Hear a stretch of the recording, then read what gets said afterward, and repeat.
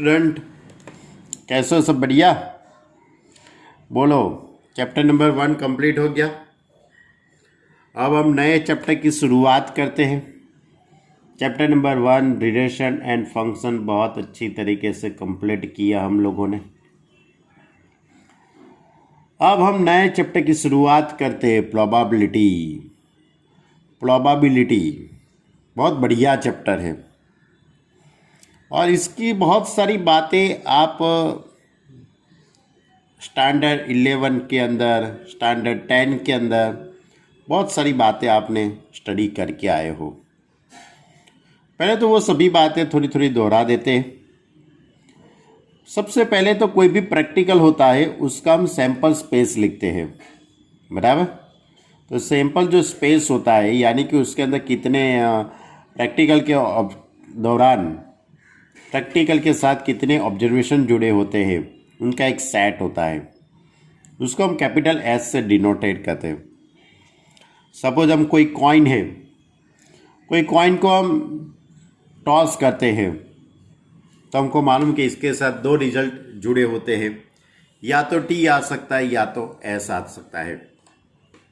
यानी टी और एस ये प्रैक्टिकल का सैंपल स्पेस हुआ, यानी कि हम उसको एस सिंबल से डिनोटेट करते हैं, बराबर। We know that capital S is equal to, बराबर, capital S is equal to या तो एच आ सकता है या तो टेल, बराबर। अब इसके साथ माना कि प्रैक्टिकल के बाद में जो इवेंट होती है हम उसको capital A, capital B, capital C ऐसे डिनोटेट करते हैं इवेंट को। कोई भी इवेंट होती है उसका प्रोबेबिलिटी निकालने की फॉर्मूला है R upon N. Prob of A is equal to R upon N. R that is a number of A के अंदर कितने एलिमेंट होते हैं वो, और एन यानी सैंपल जो स्पेस होता है इसके अंदर कितने एलिमेंट होते हैं वो, यानी P of A is equal to R upon N. अब कोई भी नल फॉर्मूला हो यानी कि उसका जो पी ऑफ 5 वो 0 होता है। सैंपल स्पेस उसकी प्रोबेबिलिटी 1 होती है, यानी सबसे पहले तो P of A is equal to R upon N. कोई भी इवेंट की प्रोबेबिलिटी ऑलवेज 0 और 1 के बीच में होती है। 0 लेस देन और equal to P of A less than और इक्वल टू 1। ये भी एक फॉर्मूला थी, P of A union B is equal to P of A plus P of B minus P of A intersection B. आपको याद है ना, P of A union B की formula, P of A union B is equal to P of A plus P of B minus P of A intersection B. दूसरी formula P of A union B union C. 3 event होती है तो इसमें P of A plus P of B plus P of C minus P of A intersection B minus P of B intersection C minus P of C intersection A और plus P of A intersection B intersection C. Clear? उसके बाद P of A minus B की formula, P of A minus B is equal to P of A intersection B dash भी हम उसको कहते हैं। उसकी फॉर्मूला है P of A minus P of A intersection B. ये भी आप स्टैंडर्ड 11 के अंदर इसके बारे में स्टडी किया था। P of A minus B is equal to P of A minus P of A intersection B. P of 5 is equal to 0, P of S is equal to 1। कोई भी 2 इवेंट होती है उसका इंटरसेक्शन नल सेट होता है। कोई भी 2 event होती है उसका इंटरसेक्शन निकालते हैं तो नल सेट होता है, तो वो मैच्योरली एक्सक्लूसिव इवेंट कहते हैं हम उसको। A intersection B is equal to 5, then we say that A and B is the mutually exclusive event। और 2 इवेंटों का सैंपल स्पेस आता है, यानी कि A union B is equal to S, then mutually A exclusive event कहते हैं, है ना। Exclusive and executive and exclusive event, बराबर। तो A union B is equal to S, then mutually exclusive event कहते हैं, बराबर। तो ये सभी बातें आप स्टैंडर्ड 11 के अंदर स्टडी करके आए हो। अब हमारा ये स्टैंडर्ड 12 के अंदर जो प्रोबेबिलिटी है वो किस टाइप की प्रोबेबिलिटी है, तो कंडीशनल प्रोबेबिलिटी है। कौन सी प्रोबेबिलिटी है? कंडीशन की, कंडीशन प्रोबेबिलिटी की बात करेंगे। चलो अब कंडीशनल प्रोबेबिलिटी की बात करते हैं।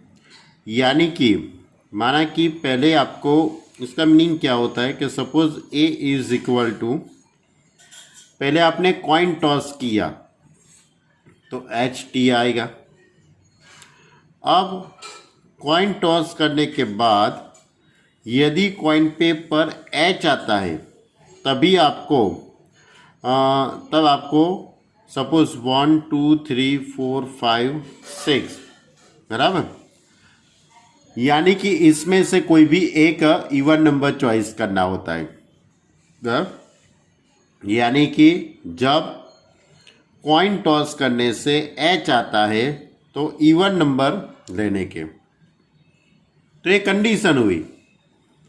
यानी कि दूसरी इवेंट कब होगी? जब पहली इवेंट पॉसिबल होगी तब। यानी कि पहली जो इवेंट है उसके अकॉर्डिंग ये दूसरी इवेंट बन रही है। जो इवेंट पहले बनती है वो अपॉन में आती है और जो बाद में होती है वो ऊपर आती है। यानी इसको हम कंडीशनल प्रोबेबिलिटी कहते हैं। यानी कि P of B upon A, पहले जो इवेंट होती है वो अपॉन में आएगी और बाद में जो इवेंट बनती है वो ऊपर आएगी। यानी कि B अपॉन A क्या है? P of B upon A। तो P of B upon A that is P of A intersection B upon P of A। यानी कि अपॉन में जो इवेंट होती है वो अपॉन में आएगी और इन दोनों का इंटरसेक्शन ऊपर आएगा। यानी कि P of B upon A is equal to A intersection B upon P of A। Clear? अब सपोज आपको E अपॉन F लिखना है, तो E अपॉन F का मीनिंग क्या होगा कि पहले इवेंट कौन सी बनेगी? F, और उसके बाद कौन सी इवेंट बनेगी? E event. तो E upon F is equal to P of E intersection F upon P of F। Upon में जो इवेंट होगी वो अपॉन में आएगी और इन दोनों का इंटरसेक्शन ऊपर आएगा। यानी कि P of E upon F is equal to P of E intersection F upon P of F, बराबर। तो ये हमारी ये सबसे पहली बात है कि P of B upon A is equal to P of A intersection B upon P of A। P of B upon A यानी पहले कौन सी इवेंट बनेगी? A और उसके बाद B। P of A dash upon B, sorry B dash upon A, ये दूसरी फॉर्मूला है। तो B dash upon A is equal to 1 minus P of B upon A। Third formula P of A union B upon C, तो is equal to P of A upon C plus P of B upon C minus P of A intersection B upon C। P of A union B upon C, तो P of A upon C plus P of B upon C minus P of A intersection B upon C। यानी तीन formula हुई अभी। कौन सी formula? P of B upon A, तो A intersection B upon P of A। दूसरी formula P of B dash upon A यानी 1 minus P of B upon A। Third formula P of A union B by C, तो P of A upon C plus P of B upon C minus P of A intersection B upon C. Okay, तो ये तीन formula आपको याद रखनी है। ये तीन फॉर्मूला पर अकॉर्डिंग हमारी एक्सरसाइज 13.1 है। एक्सरसाइज 13.1 बहुत इजी है बच्चे लोग। पूरी एक्सरसाइज 13.1 के अंदर ये तीन ही यूज़ होता है और इसके साथ साथ ये 11th की जो ये फार्मूला है वो भी यूज़ होगी। P of A union B की formula P of A plus P of B minus P of A intersection B, और ये formula P of A is equal to R upon N, यानी ये formula का use करेंगे बराबर। और ये P of A in B upon A upon B कुछ भी हो सकता है बराबर। तो ध्यान रखना कि इन दोनों का इंटरसेक्शन ऊपर आएगा और अपॉन में जो इवेंट होती है उसकी प्रोबेबिलिटी अपॉन में आएगी। ओके, ये अच्छी तरह से ध्यान रखना। चलो एक्सरसाइज 13.1 उसका question number 1, given that E and F are events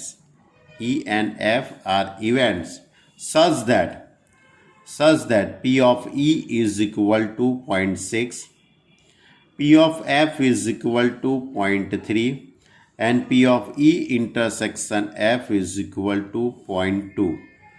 Find P of E upon F and P of F upon E.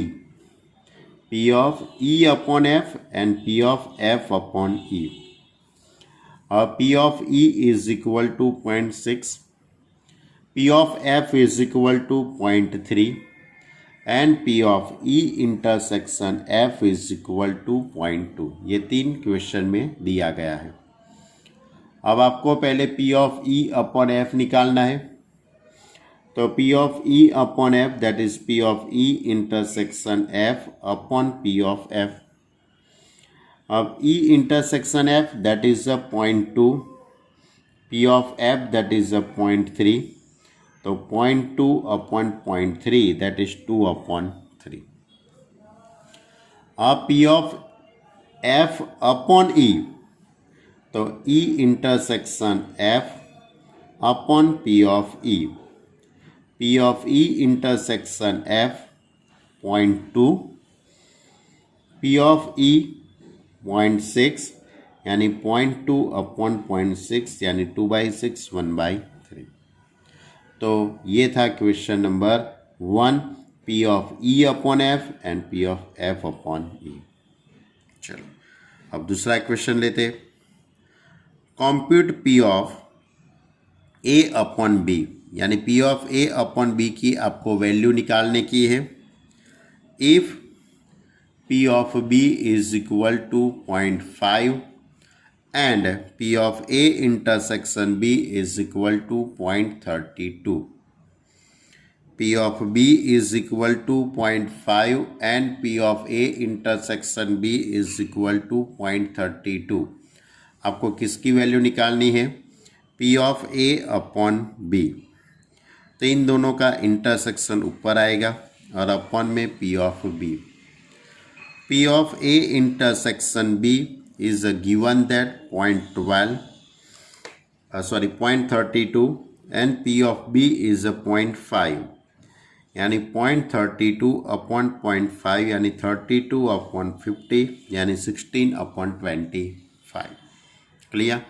तो ये था हमारा क्वेश्चन नंबर 2। बहुत इजी है, सिर्फ एक ही फॉर्मूला है। P of A upon B is equal to इन दोनों का इंटरसेक्शन ऊपर और अपॉन का इवेंट होता है वो अपॉन में आएगा। ओके, चलो question number 3। If P of A is equal to 0.8, P of A is equal to 0.8, P of B is equal to 0.5 and P of B upon A is equal to 0.4। Find. Question में तीन बातें दी गई है।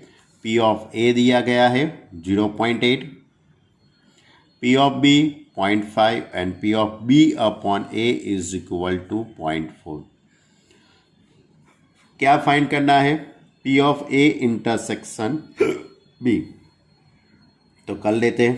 P of B upon A, उसकी formula क्या बनेगी? P of A intersection B upon P of A. अब ये P of A intersection B निकालना है तो ये टर्म सामने चला जाएगा. तो P of B upon A into P of A. तो P of B upon A 0.4, P of A 0.8, P of A intersection B. तो P of A intersection B is equal to, इन दोनों का multiply 0.32. मालूम पड़ा नहीं? ये term सामने चला जाएगा, ये टर्म सामने चला जाएगा. तो P of A intersection B is equal to P of B upon A into P of A.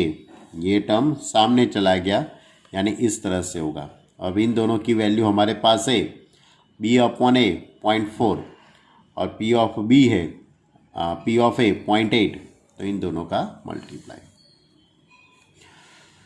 इसमें ही दूसरा क्वेश्चन है, P of A upon B निकालना है.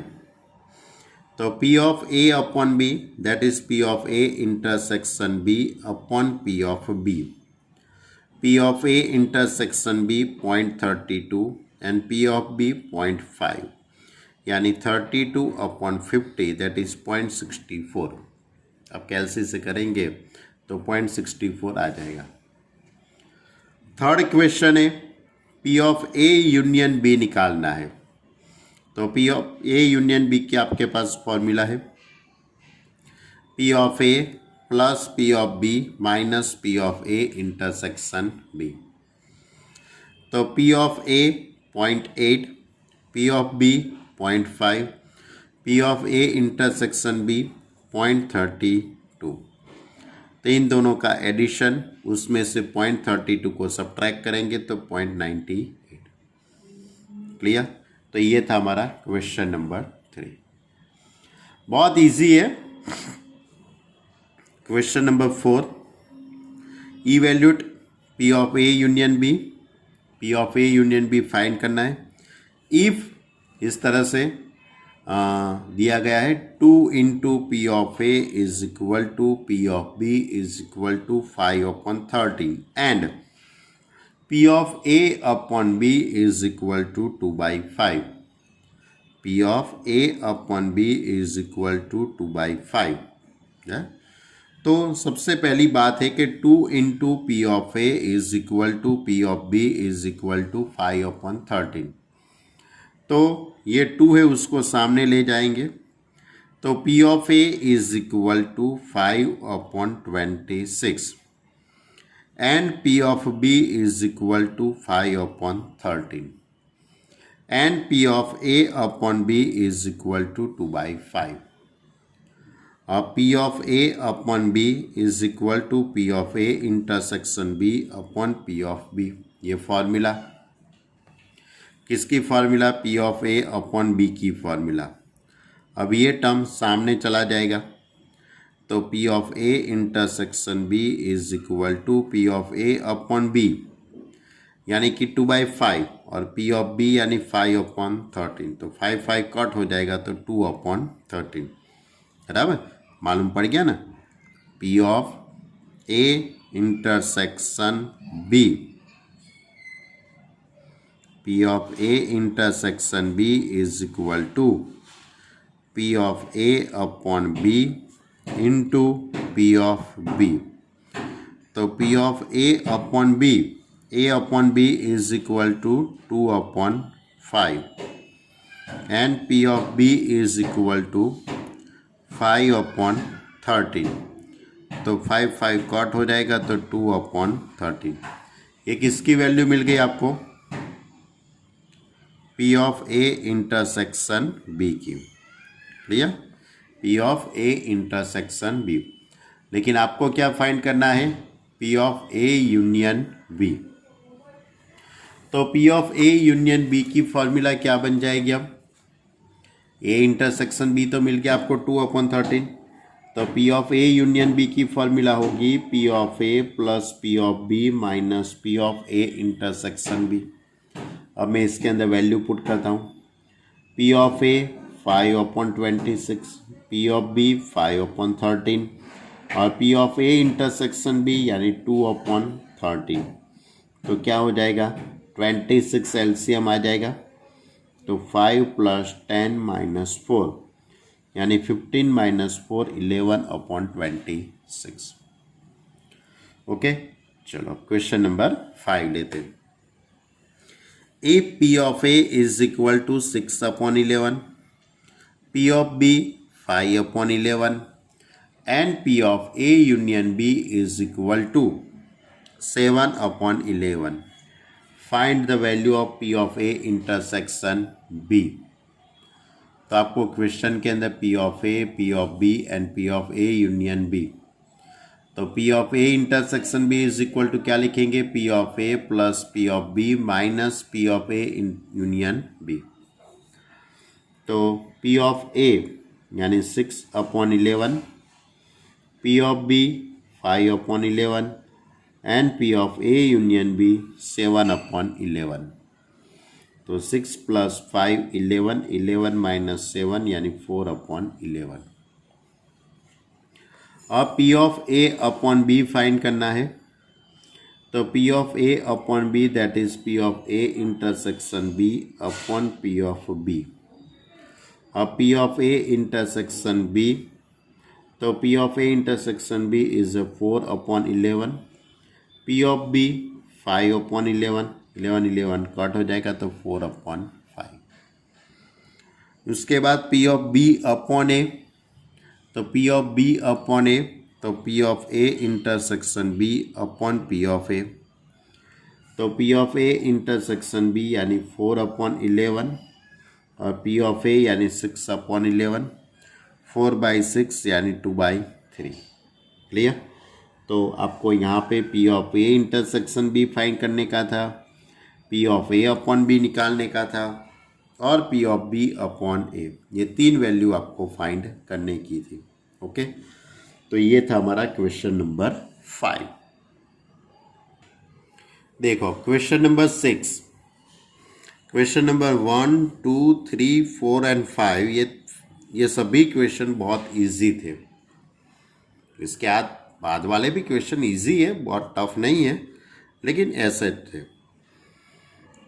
क्वेश्चन नंबर 6 पहले तो लिखा है कि determine P of E upon F. E upon F निकालना है एक्सरसाइज 6 to 9। 6 to 9 क्वेश्चन में से आपको ई अपॉन एफ फाइंड करना है। Question number 6, a coin is tossed 3 times।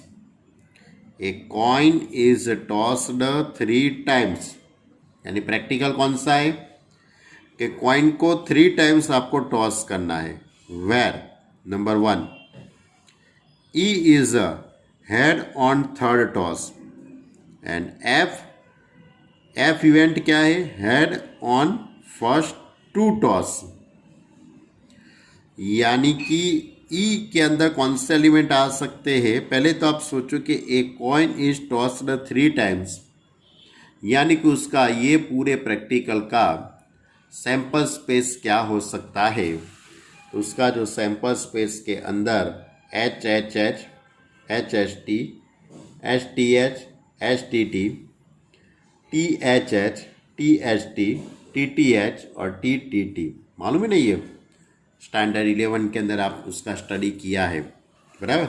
तो स्टैंडर्ड 11 के अंदर कॉइन को हम 3 बार उछालने के प्रैक्टिकल आते थे, तो हम इस तरह से लिखते थे H T cross H T cross H T, बराबर। तो ये पहला एच टी क्रॉस, अब इन दोनों का H H, H T, T H और टी टी। अब ये सभी का एच, तो H H H, H H T, H T H, H T T.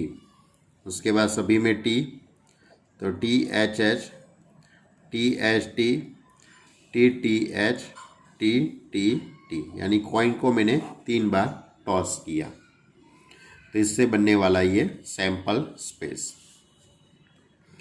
अब ई यानी क्या है, हेड ऑन थर्ड टॉस, यानी कि थर्ड ऊपर एच आता है, वही इवेंट आपको लिखने की है।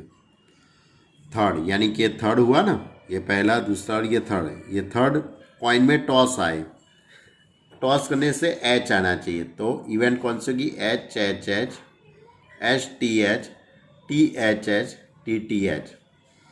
और एफ में क्या लिखा है, head on the first two toss, यानी पहले और दूसरे में एच आए वही, तो वही कौन सा होगा, एच एच एच और एच एच टी, दो ही हो गया एलिमेंट। अब आपको क्या फाइंड करना है बच्चे लोग, P of E upon F, question में क्या निकालना है, P of E upon F निकालना है, तो उसकी फॉर्मूला क्या बनेगी, P of E intersection F upon F. तो P of E upon F पहले निकालना पड़ेगा, तो ई इंटरसेक्शन एफ, इन दोनों का इंटरसेक्शन क्या होगा, एच एच एच, तो P of E intersection F is equal to, इसके अंदर एक ही इवेंट है और यहाँ पे टोटल कितने एलिमेंट है, 8 है, तो 1/8। उसके बाद P of F, P of F, F के अंदर 2 एलिमेंट है, यानी 2/8। P of E upon F, P of E upon F, that is a P of E intersection F upon P of F. तो P of E intersection F, E intersection F is equal to 1/8 और P of F that is 2/8, 8 cut तो 1/2। Clear. तो आगे के जो question थे उसमें आपको P of E intersection F, P of, ये सब रेडीमेड देते थे, अब यहाँ पे आपको निकालना पड़ेगा।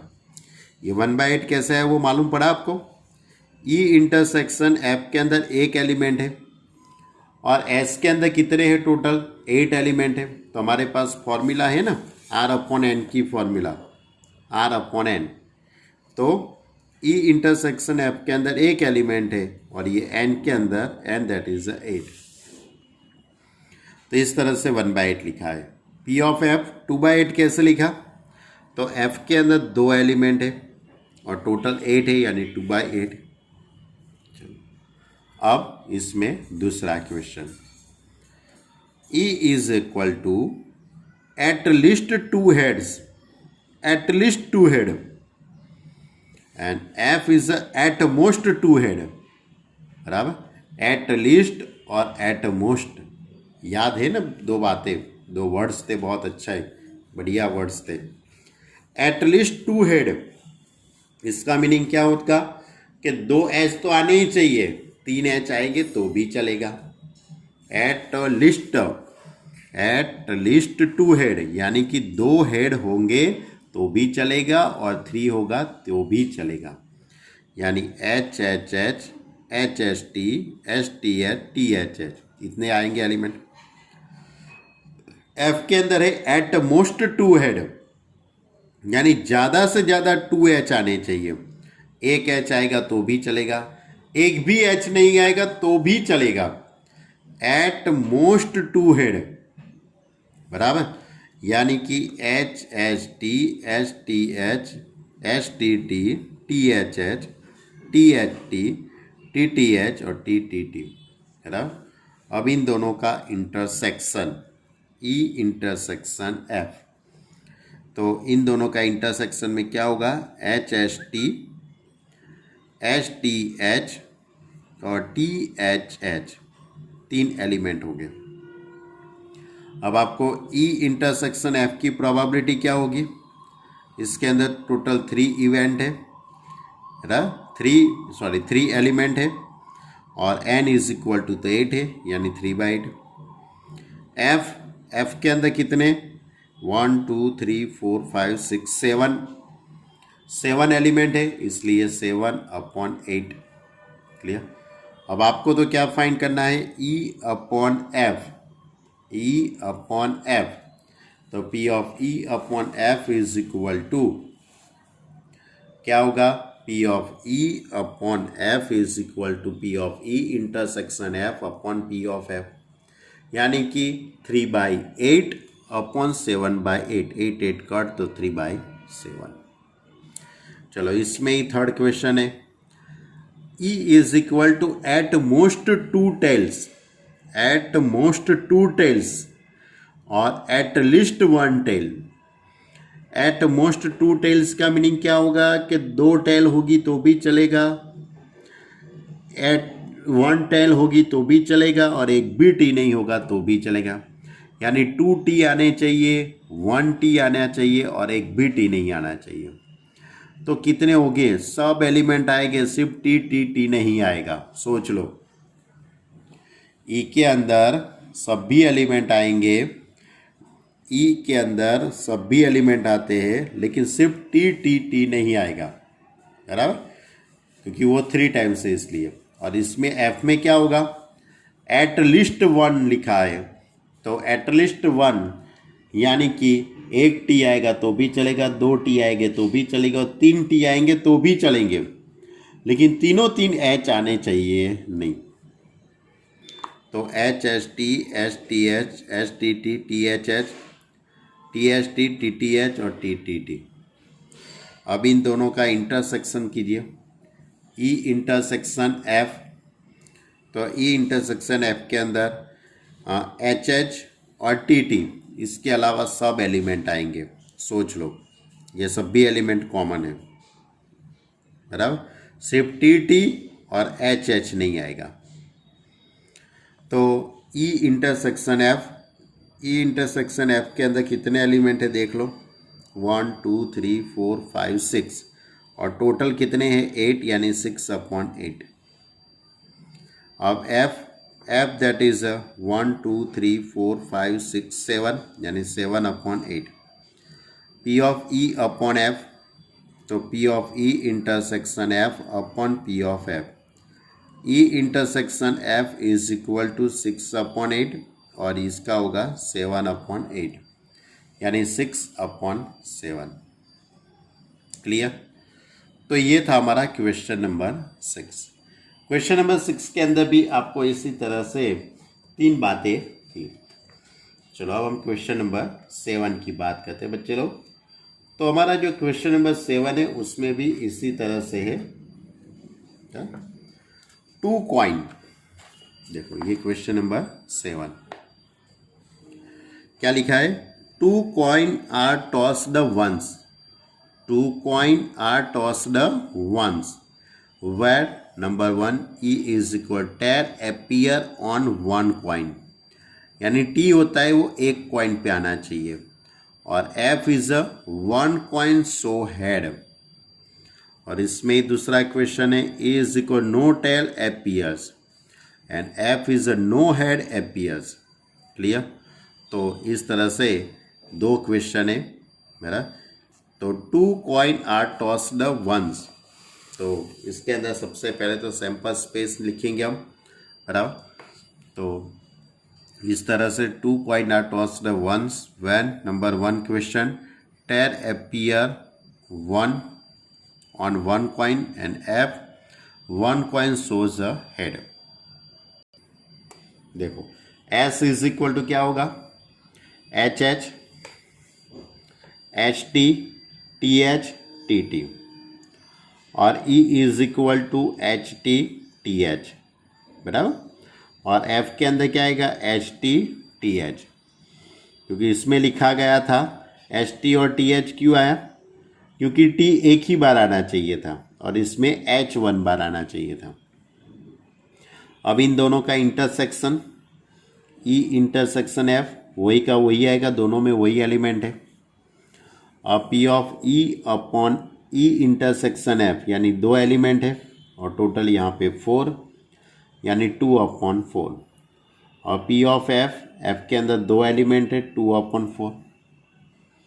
लेकिन आपको तो P of E upon F find करना है, तो इन दोनों का इंटरसेक्शन आएगा E intersection F upon F, E intersection F that is 2/4 और पी ऑफ एफ इज 2/4, ये पूरा कट हो जाएगा तो 1। चलो अब second question. E no tail appear F, no tail appear, no tail appear ऐसा लिखा, तो एफ में लिखा है नो हेड एपियर्स, यानी कि नो टेल एपियर यानी टी आना ही नहीं चाहिए, तो ऐसा एक ही एलिमेंट होगा, कौन सा, एच एच। और इसमें लिखा है F is a no head appear यानी टी टी। अब इन दोनों का इंटरसेक्शन क्या होगा, नल सेट, तो P of E intersection F is equal to 0। Null set हुआ यानी कि उसकी प्रोबेबिलिटी 0 ही होगी। अब P of E upon F is equal to P of E intersection F upon P of F. अब E intersection F is 0 upon P of F, तो 0 ही होगा। पी ऑफ एफ निकालना है तो निकाल सकते हो, 1/4 आएगा, लेकिन उसकी कोई ज़रूरत नहीं पड़ी, बराबर। आप इसकी इवेंट को प्रोबेबिलिटी आप निकालेंगे तो P of F is equal to 1/4, क्योंकि इसमें एस में 4 एलिमेंट है। क्लियर? तो ये हमारा क्वेश्चन नंबर 7। तो बच्चे लोग हम क्वेश्चन नंबर 8 की बात करते हैं। चलो, क्वेश्चन नंबर 8 इस तरह से है, a die is thrown 3 times. Die मालूम है ना, ए डाई थ्रोन 3 टाइम्स और E 4 appear on third toss and F 6 and 5 appear respectively on first 2 toss. A die thrown 3 times, die को आपको 3 टाइम्स टॉस करना है, बराबर। और इसमें ई that is 4 appear on the third toss। तो आपको डाई के बारे में तो मालूम ही होगा बच्चे लोग। डाई होती है, उसमें 1 2 3 4 6 ऐसे एलिमेंट होते हैं। तो पहले मैं आपको बता दूं कि आपको डाई को 3 टाइम्स टॉस करेंगे तो 1 2 3 4 5 6 इंटू 1 2 3 4 5 6 क्रॉस 1 2 3 4 5 6। क्लियर? अब 2 बार करेंगे तो पहले तो एक को एज इट इज रहने, कोई भी एक को, बराबर, क्रॉस। अब इसमें क्या होगा, 1 1 1 2 1 3 1 4 1 5 1 6। उसके बाद 2 1 2 2 2 3 2 4। इसमें लास्ट में होगा 6 1 6 2 6 3 6 4 6 5 और 6 6। यानी 2 बार हम टॉस करेंगे तो उसमें 36 एलिमेंट होंगे। कितने एलिमेंट हो गए, 36। और इन सभी का क्रॉस किसके साथ करेंगे, 1 2 3 4 5 6 के साथ। तो ये सभी के 1 के साथ जोड़ेंगे, इन सभी का 2 के साथ, इन सभी को 3 के साथ जोड़ेंगे। तो क्या हो सकता है, 1 1 1 ऐसा होगा, ये 1 है, ये इसके साथ, उसके बाद 1 इसके साथ, यानी ये जो 1 है वो इन सभी के साथ होगा, इस तरह से। तो इस तरह से आप जोड़ेंगे तो कितने एलिमेंट बन सकते हैं। तो आप सैंपल स्पेस में देखेंगे तो 6 × 6 × 6 216 एलिमेंट बनेंगे। कितने एलिमेंट बन सकते हैं, 216 एलिमेंट बन सकते हैं। यानी कि S के अंदर टोटल 216 एलिमेंट हो गए। यानी कि इसको अब स्टैंडर्ड फॉर्म में ऐसा लिखा जाता है x y z. X is equal to 1 2 3 4 5 6, y is equal to 1 2 3 4 5 6 और जेड इज इक्वल टू 1 2 3 4 5 6। यानी कि n इज इक्वल टू 216। अब E is 4 appears on the third toss. 4 appear third toss, यानी ये जो थर्ड टॉस है उसमें 4 आता है, तो x y 4, तो x और y, x is equal to 1 2 3 4 5 6 और y में भी 1 2 3 4 5 6, यानी कि E के अंदर कितने एलिमेंट हो सकते हैं? 12 एलिमेंट हो सकते हैं। कितने एलिमेंट हो सकते हैं? 1 1 1 2 1 3 1 4 1 3। एफ के अंदर 6 5 जेड, ऐसा क्यों लिखा है? क्योंकि 6 and 5 appear on first 2 toss, यानी पहले और दूसरे टॉस पे 6 and 5 आना चाहिए, और थर्ड में कुछ भी आ सकता है, 1 2 3 4 5 6। आपको मालूम पड़ता है ना कि इसके अंदर टोटल हो गए 36 एलिमेंट हो गए। इसमें ई में कितने एलिमेंट है? 36, और एफ में कितने एलिमेंट होंगे? 6 एलिमेंट। अब इन दोनों का इंटरसेक्शन निकालते हैं। तो इंटरसेक्शन क्या होगा? तो पहले टॉस पे 6, दूसरे में 5 एंड तीसरे में 4 आना चाहिए, ऐसा एक ही एलिमेंट होगा, 6 5 4। तो E intersection F is equal to 6 5 4। बच्चे यदि आपको मालूम नहीं पड़ता है तो प्रैक्टिकली करके देखना। एक रफ कागज़ ले लेना, रफ कागज़ के अंदर सभी एलिमेंट लिखना एक बार, तो भी आपको मालूम पड़ जाएगा। यदि आपको ये मैंने स्टैंडर्ड फॉर्म में लिखा है, इसमें नहीं मालूम पड़ता है, तो आप एक रफ कागज़ लिख के इसमें लिखना 1 1 4 1 1 1 2 4 1 3 4 1 4 4 1 5 4 1 6 4, ऐसे लिखते जाना। तो दोनों का इंटरसेक्शन निकालेंगे तो 6 5 4 आएगा। अब ई इंटरसेक्शन एफ की प्रोबेबिलिटी, इसमें एक ही एलिमेंट है, टोटल 216 यानी 1/216 होगा। अब एफ के अंदर कितने एलिमेंट है? 30 x y एंड 4। तो एफ के अंदर, अच्छा एफ ये रहा, एफ 6 एलिमेंट है, 6/216। लेकिन आपको फाइंड करना है ई अपॉन एफ, तो P of E upon F is equal to P of E intersection F upon P of F. E intersection F that is 1/216 और P of F 6/216, ये cut हो जाएगा तो 1/6। क्लियर? तो prob of E upon F की probability 1/6। ये थोड़ा बढ़िया सम था, बाकी तो आगे के 1 to 7 तक के क्वेश्चन तो बहुत इजी थे। क्वेश्चन नंबर 8 थोड़ा सोचने जैसा है, बाकी तो सब इजी है। तो आज हम यहाँ तक रखते हैं। नेक्स्ट लेक्चर के अंदर हम इसकी आगे की बात करेंगे। आगे एक्सरसाइज 13.1 को हम कंप्लीट करेंगे। तो क्वेश्चन नंबर 1 to 8 तक के क्वेश्चन अच्छी तरह से सॉल्व कर लेना, बराबर, और होमवर्क रेगुलर करना। यदि नहीं मालूम पड़ता है तो मुझे बताना, मैं फिर से टॉपिक आपको समझा दूंगा। तो क्वेश्चन तो बहुत इजी है। Okay student, bye.